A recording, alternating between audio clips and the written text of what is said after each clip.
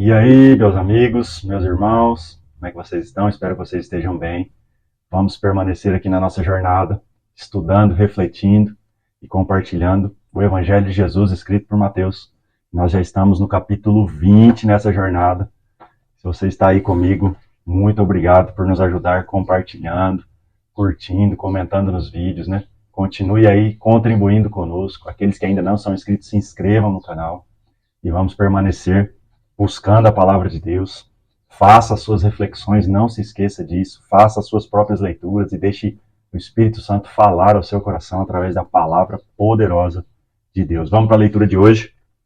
Versículo 20, nós vamos ler capítulo 20, nós vamos ler a partir do versículo 17. Diz assim: Estando Jesus para subir a Jerusalém, chamou os 12 discípulos para um lado, e no caminho disse-lhes: Eis que subimos para Jerusalém, e o Filho do Homem será entregue aos principais sacerdotes e aos escribas.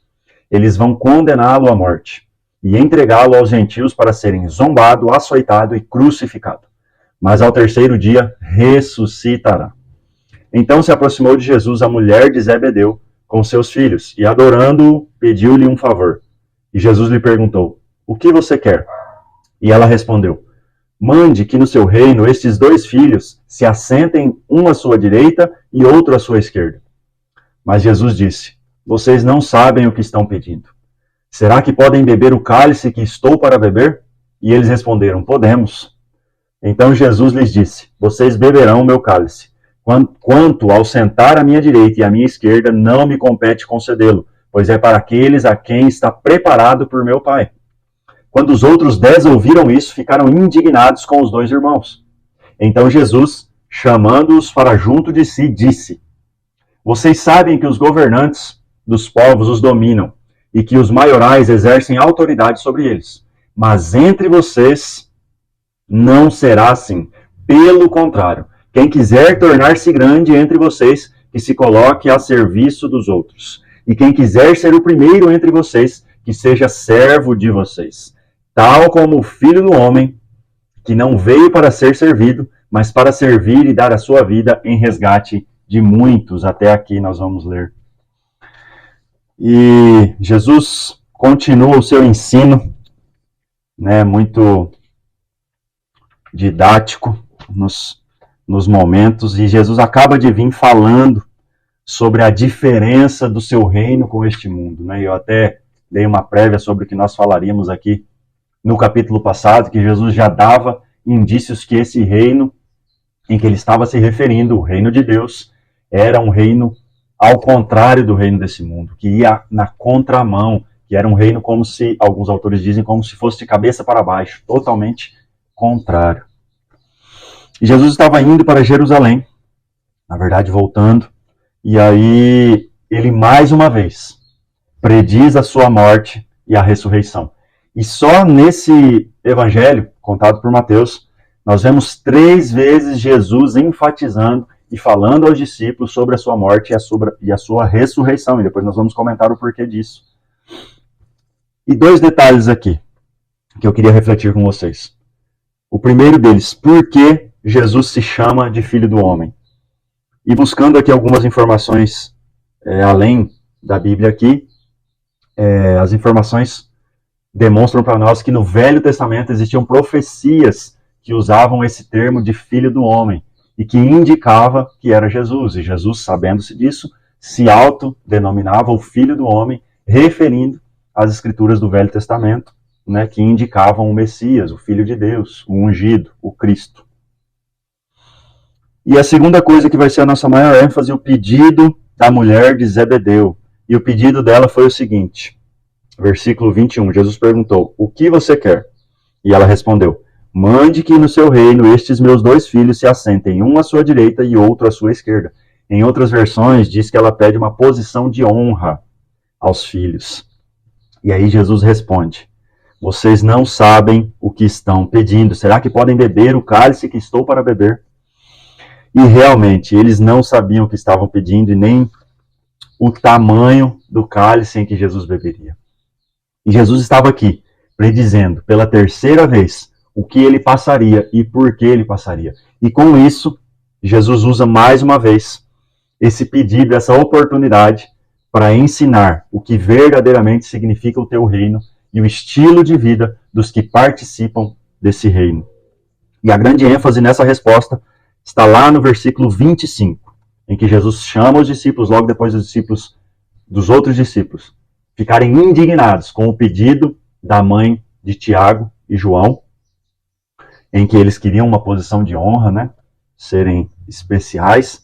Eles ficam indignados, Jesus os chama para próximo e explica o que estava acontecendo. E a resposta de Jesus para o pedido da mãe de Tiago e de João foi a seguinte, versículo 25. Então Jesus, chamando-os para junto de si, disse: vocês sabem que os governadores dos povos os dominam e que os maiorais exercem autoridade sobre eles. Mas entre vocês não será assim. Pelo contrário, quem quiser tornar-se grande entre vocês, que se coloque a serviço dos outros. E quem quiser ser o primeiro entre vocês, que seja servo de vocês. E a grande ênfase é esse reino que é a contramão desse mundo.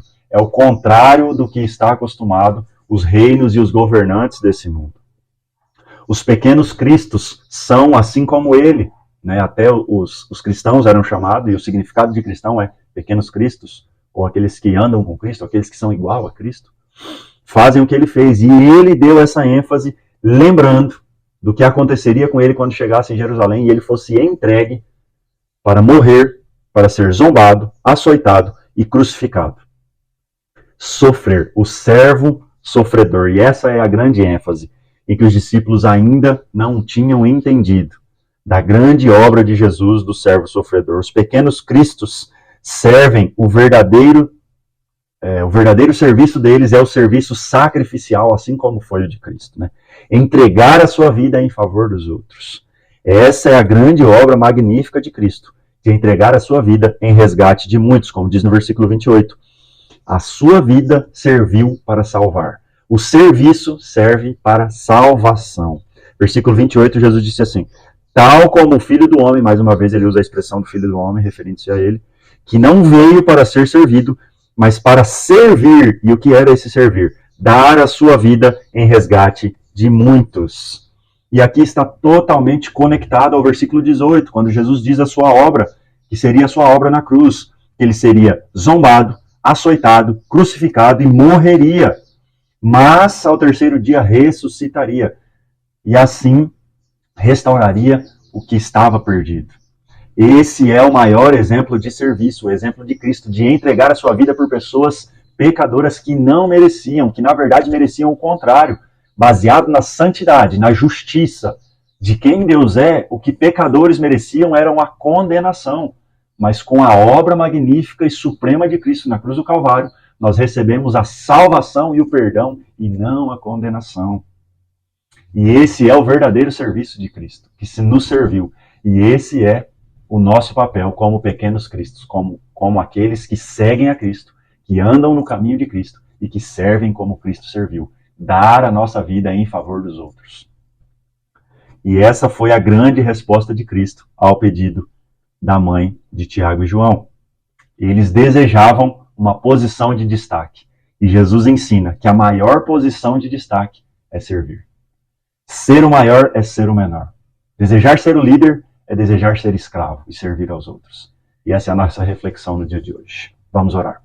Pai, em nome de Jesus, nós te louvamos pela grandeza, majestade, amor e graça do Senhor sobre as nossas vidas. O motivo de estarmos vivos hoje, nesse momento, é o Senhor ter nos servido com a tua vida. É Cristo ter se entregado, mesmo nós não temos tido feito nada para merecer essa entrega. E o Senhor se entregou por nós. E nos deu vida, e vida eterna na obra da cruz do Calvário. E nós te agradecemos por isso, que essa mensagem alcance os corações, sabendo que o maior serviço foi entregar a vida em nosso favor, e que nós devemos fazer o mesmo em resgate e salvação dos perdidos, e daqueles que ainda não entenderam essa mensagem e essa verdade. Em nome de Jesus. Deus abençoe você.